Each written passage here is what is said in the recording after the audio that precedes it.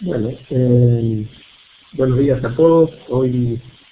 el tema del día es epidemiología de la equinococosis quística en el sur de la Argentina. Esta salita ya la habíamos dado, pero tuvimos problemas técnicos con la grabación, así que la vamos a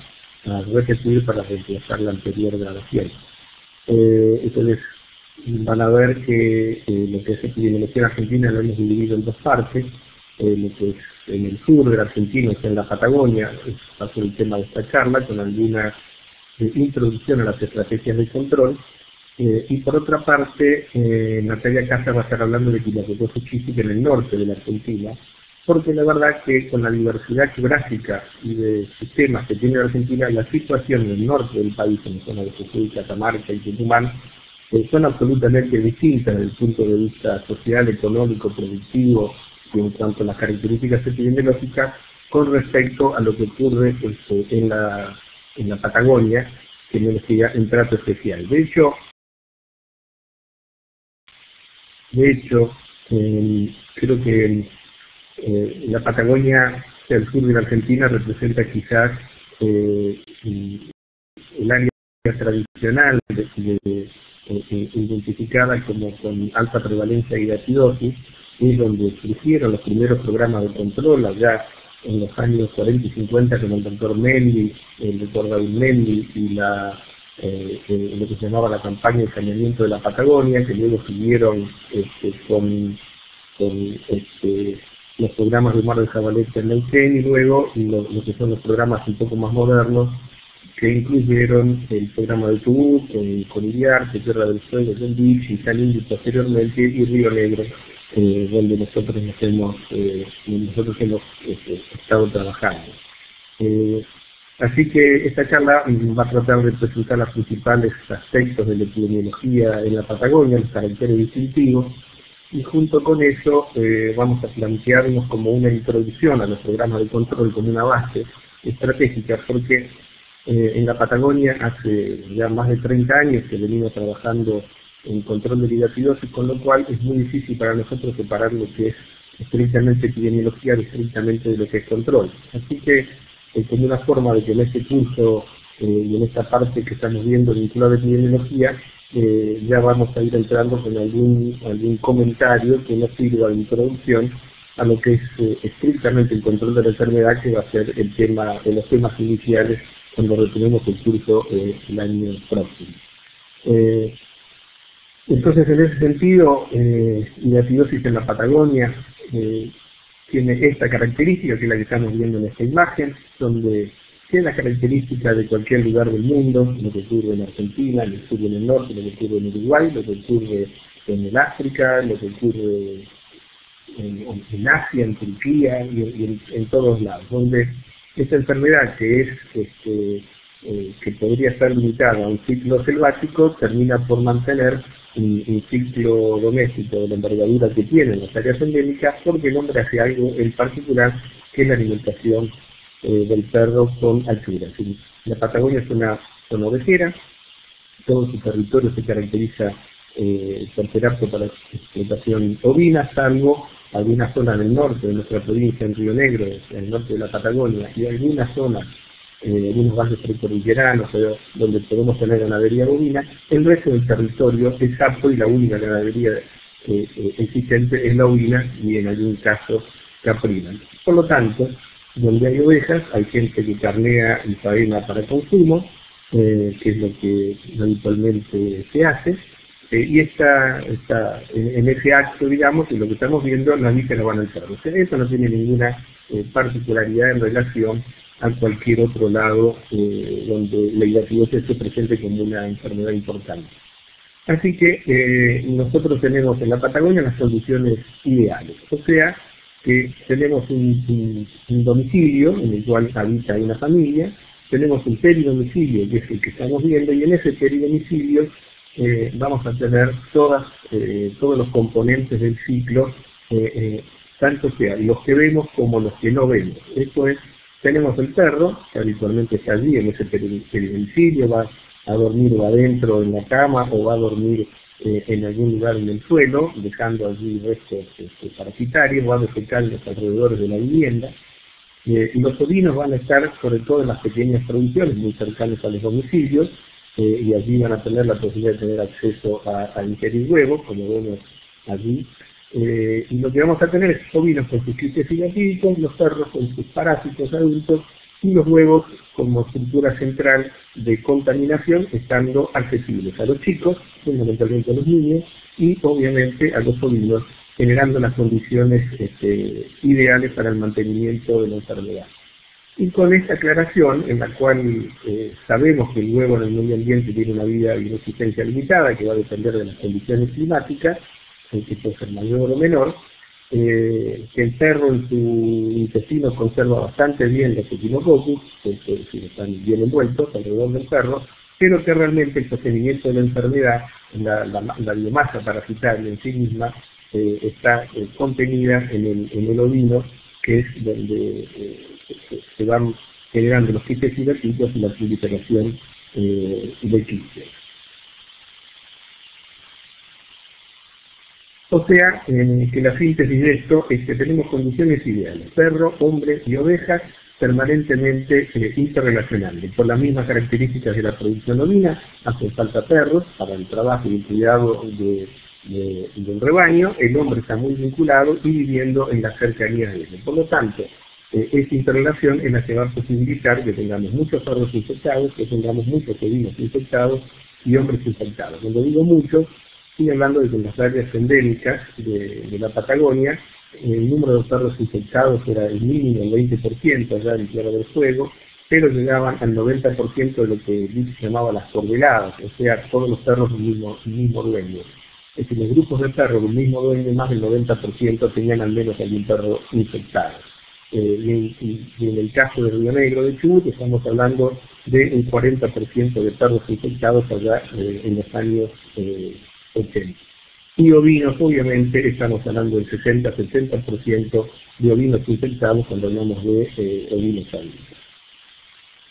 Nuevamente, el faenamiento y la presencia siempre constante, y es casi imposible sacar una foto en la Patagonia de alguien faenando un ovino para consumo y tenerse el perro echado al lado, en el piso, faenando delgado, y el perro siempre listo y atento para recibir su premio. Pero lo que tenemos que tener claro es que no es solamente este faenamiento domiciliario, no lo voy a llamar clandestino, es domiciliario, en el cual alguien faena para su propio consumo y en ese momento le entrega las vísceras al perro. Hay otro elemento epidemiológico central en la epidemiología de la idiotez en la Patagonia y tiene que ver con los mataderos. Las salas de faena en la Patagonia tenemos, yo diría que 3 categorías.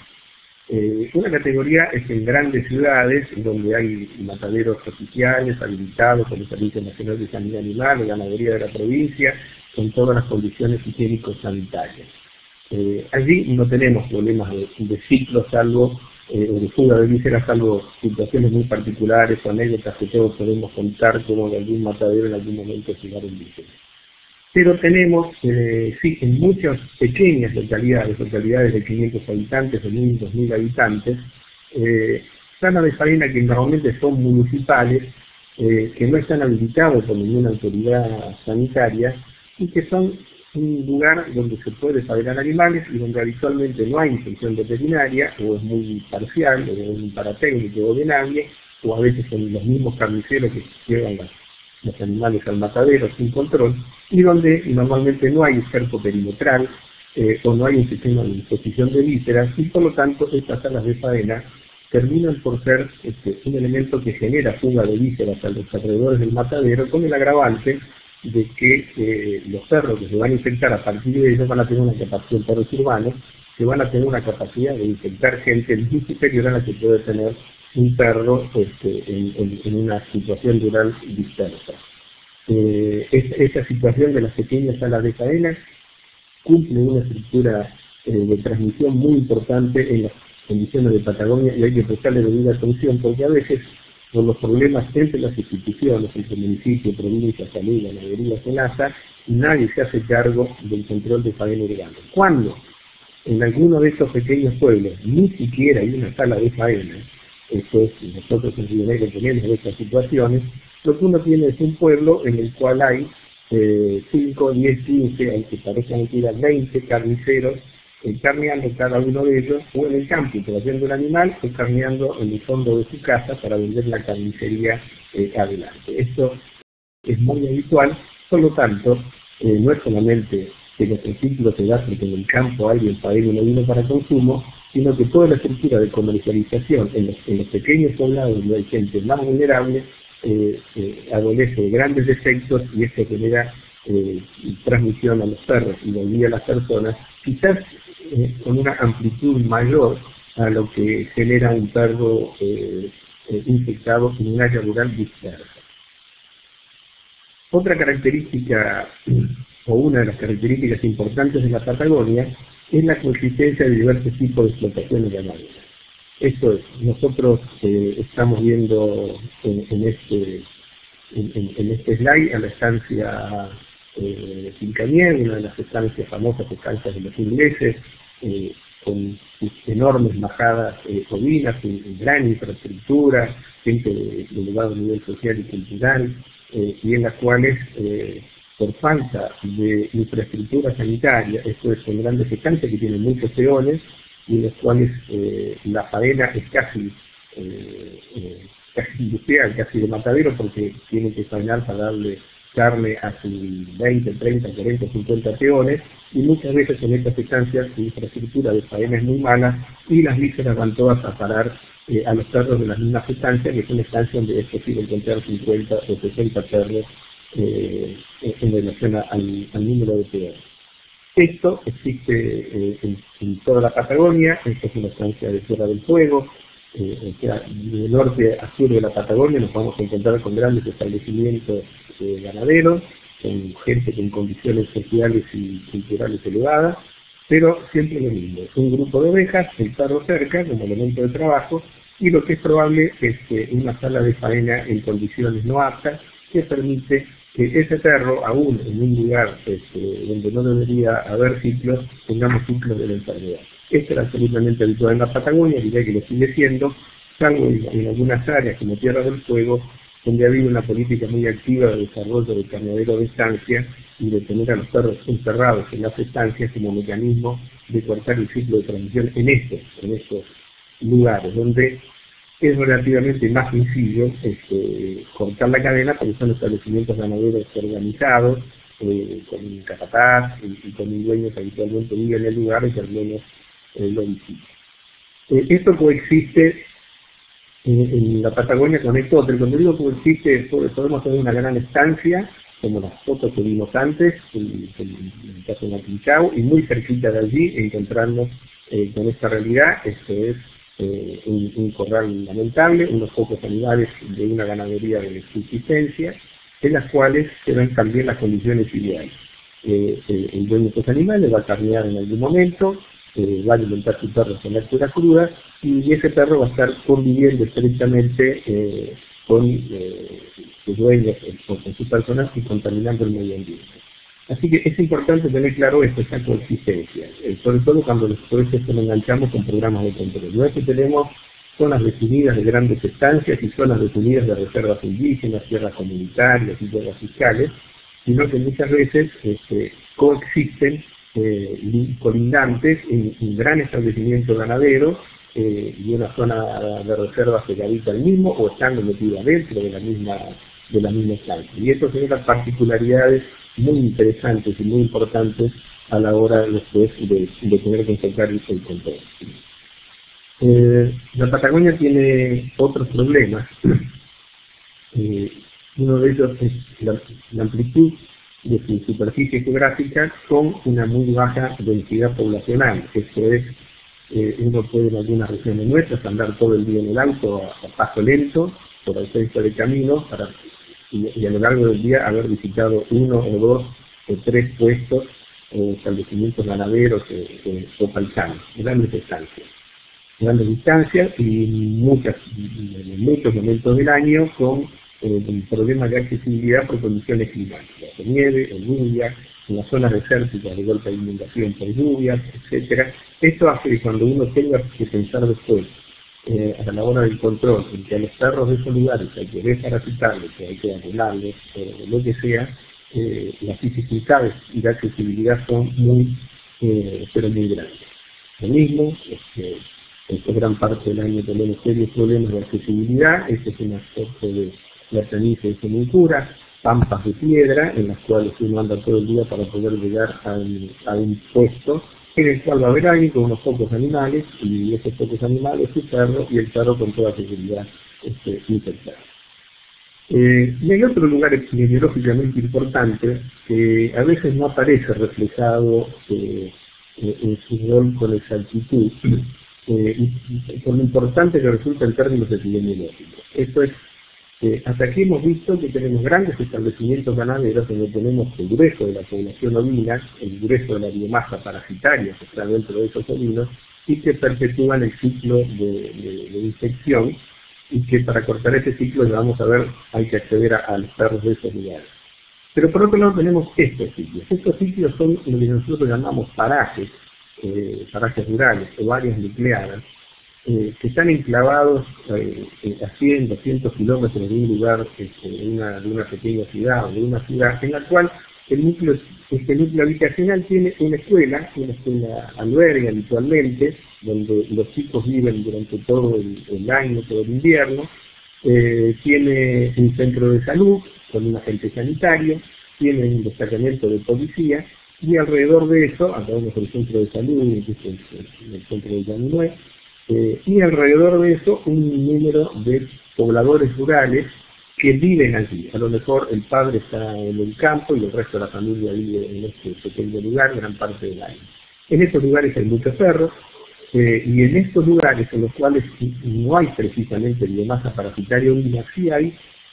una gran masa de perros que están en estrecho contacto con muchos pobladores, proporcionalmente muchos pobladores, y proporcionalmente con muchos niños, que son los que viven en ese paraje.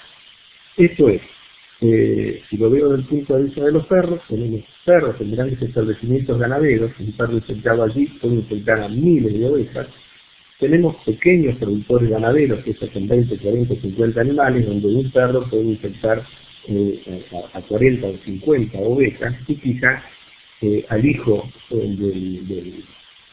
la persona que vive en ese lugar. Pero tenemos que un perro infectado en estos parajes puede infectar a muchos pobladores y a muchos chicos. Son como mini ciudades, y aquí se plantea el mismo problema, obviamente, que planteamos de las salas de faena. Obviamente en estos lados la faena se hace por los carniceros, algún carnicero del lugar, o alguno de los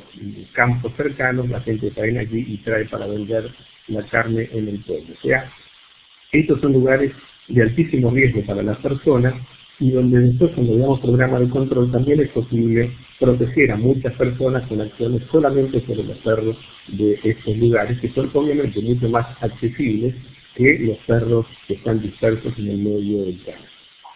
Este es el otro extremo, entonces, un poblador rural disperso, en condiciones sociales y de marginación muy grandes, en el cual obviamente se va a tener muy pocos animales, pero va a tener 1 o 2 perros en toda seguridad, y en los cuales la situación de riesgo social y de riesgo para hidatidosis es extremadamente elevada. O sea, bueno, insistir, en un pequeño territorio puede coexistir alguien como que es el señor Meli, de Anecón Grande, en Comayo, y muy cercano a él está la estancia Anecón Grande, que es una estancia grande y organizada. Es decir, en muy pocos kilómetros nos podemos tener o encontrar con estas dos realidades epidemiológicas, que además de presentarnos diversidad en cuanto a los mecanismos de transmisión, nos van a presentar desafíos absolutamente distintos a la hora de hablar de control, dentro mismo de un área geográfica no tan extensa. Este es otro problema que tenemos cuando vemos la epidemiología aplicada luego a los programas de control.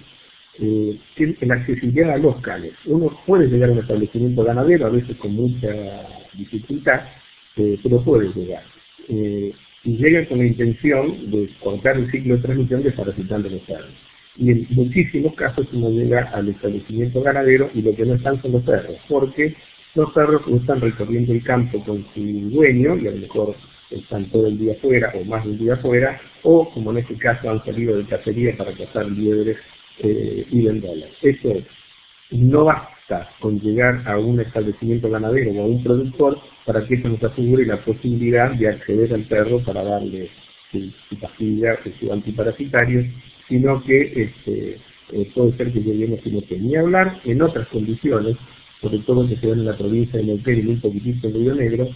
que son lo que se llaman las veranadas. Esto es un enorme número de productores, porque todos caprinos en las regiones de precordillera pasan parte del año en el invierno, lo pasan en campos bajos a resguardo, y una vez que pasa el invierno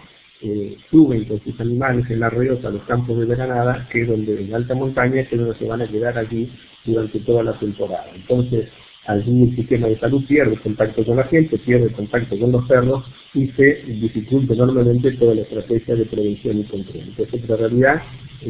insisto, se da mucho en la provincia de Neuquén, en el norte de la Patagonia y un poco en la provincia de Río.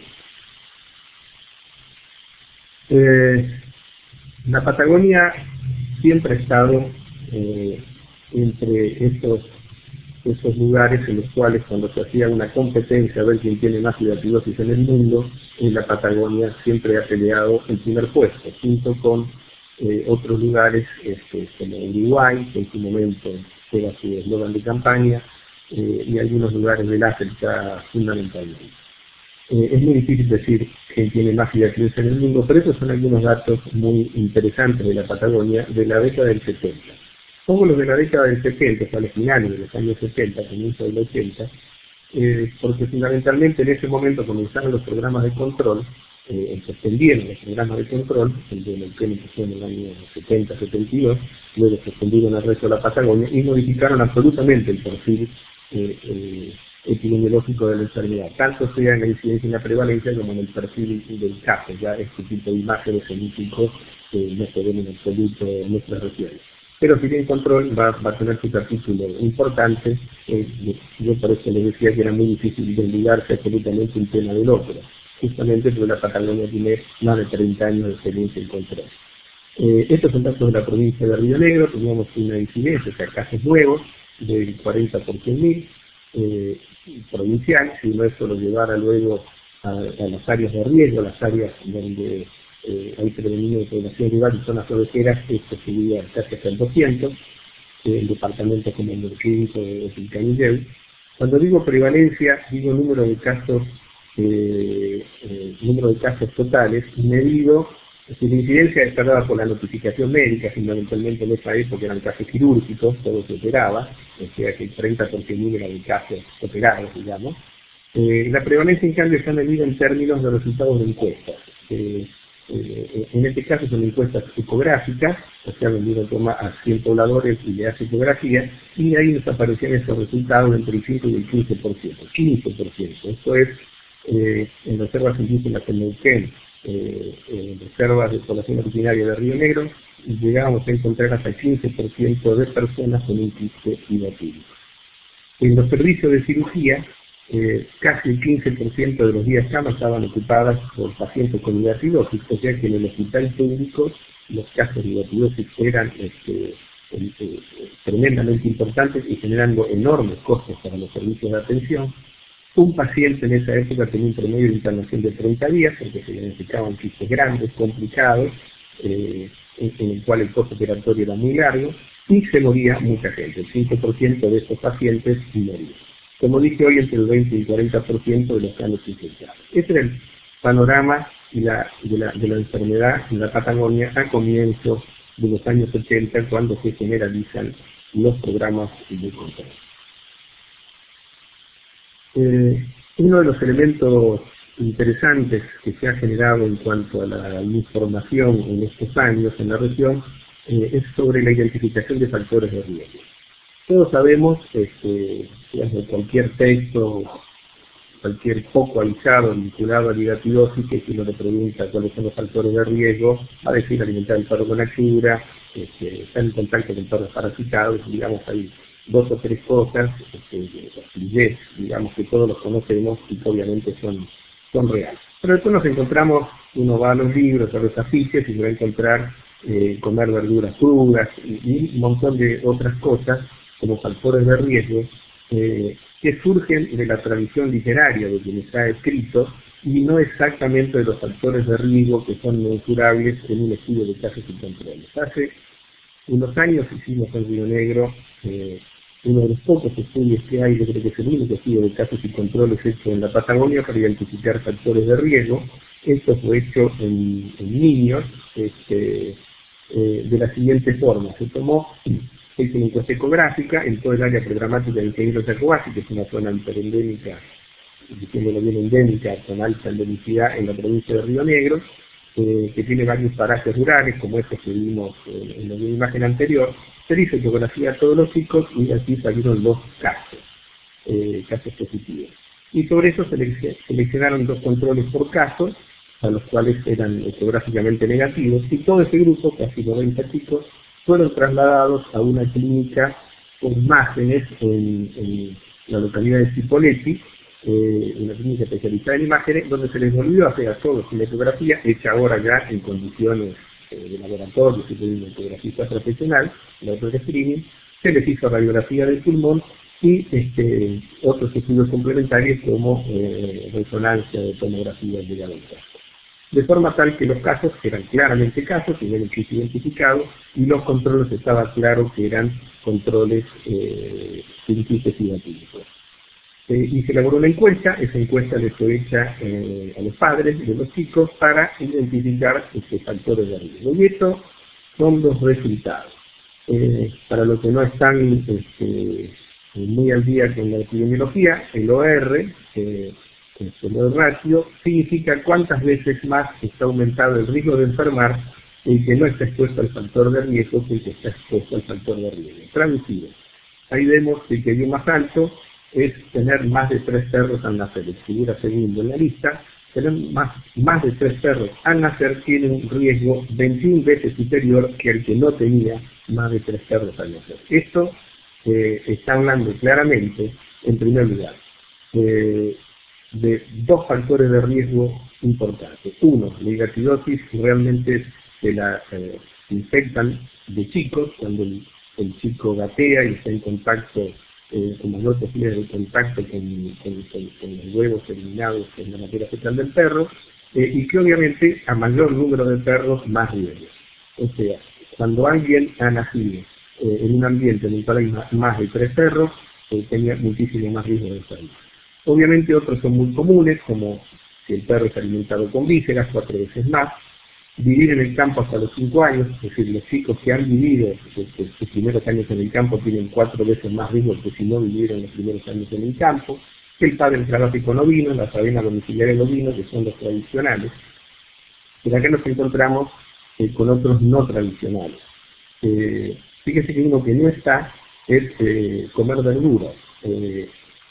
No aparece en ningún momento como factor de riesgo, y esto tiene que ver con hábitos sociales. Los pobladores rurales en la Patagonia no comen verduras, simplemente. Hay berro, pero no lo comen. La gente nuestra come carne o come harina, pero la verdura no está dentro de las dietas. Por lo tanto, no es un factor de riesgo mensurable dentro de los ciudadanos. Tener otros casos en la familia, sí, 2 veces más. Esto que quiere decir que si aparece un caso de hidatidosis es muy probable que haya otro caso más en la familia, que lo haya tenido como antecedente, o que si diagnosticamos un caso haya que seguir en la familia porque seguro que hay más casos. Y después es importante lo que aparecieron como factor de protección, el primero que es el agua potable. O sea que si lo planteo como factor de riesgo, el no tener agua potable es un enorme factor de riesgo, al igual que en cualquier otra enfermedad, y que el tener agua potable corta el ciclo de transmisión casi tan eficientemente como las medidas tradicionales de control. Y obviamente recibir la visita del agente sanitario, que es nuestro nexo de salud, el que visita a la gente a domicilio, también actúa como un factor de protección de la población. Creo que este estudio es muy interesante en cuanto a esas definiciones, la de muchos perros, la de nacer en un lugar rural con muchos perros, el agua potable y la ausencia de los riesgos vinculados a la verdura. Bueno, aquí tenemos la alimentación del perro, nuevamente, aislamiento domiciliario con presencia de dispositivos químicos, el agua. Cuando uno dice el agua potable trae soluciones, obviamente cuando las fuentes de abastecimiento de agua son estas, tenemos el perro cercano con la posibilidad de contaminar la fuente, realmente no tener agua potable está significando que uno de los mecanismos más importantes de ingestión de huevos a partir de la contaminación dada por el perro es por el agua potable, no solamente por el solo hecho del contacto con el perro, sino el agua es un elemento primordial. Ya tenemos otra fuente de agua en una zona rural. Y nuestro otro problema, que yo creo que también es un problema generalizado, que es la proliferación de perros. Hoy día tenemos algunas estrategias de control de poblaciones caninas, que realmente ahora nunca nos han dado resultados. El exceso de perros, particularmente en las zonas nucleadas. A veces en las zonas rurales hay más perros de lo necesario, pero en las zonas nucleadas esta imagen de muchos perros realmente es primordial. Está teniendo lo mismo, acá tenemos un agente sanitario desparasitando a los perros, pero fíjense que estamos en un puesto que tiene muy pocos animales, y yo diría que en algunos casos pareciera que el productor tiene casi el mismo número de perros que el número de ovejas, lo cual es muy interesante. Yo le decía que íbamos a relacionar o empezar a hablar del programa de control, por lo menos una introducción, porque bueno, la Patagonia, la epidemiología actual está ligada a lo que pasó después de trabajar 30 años en programas de control, es muy difícil separarlo, así que viene bien, inclusive para este curso, de que ya vayamos introduciendo algunos elementos del control.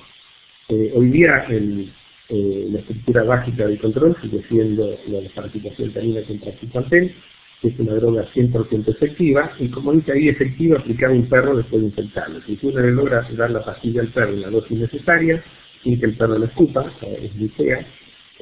dándole la dosis necesaria, a veces hay que darle el perro grande 3 pastillas, a veces la gente piensa que 3 pastillas le va a hacer mal y le da menos.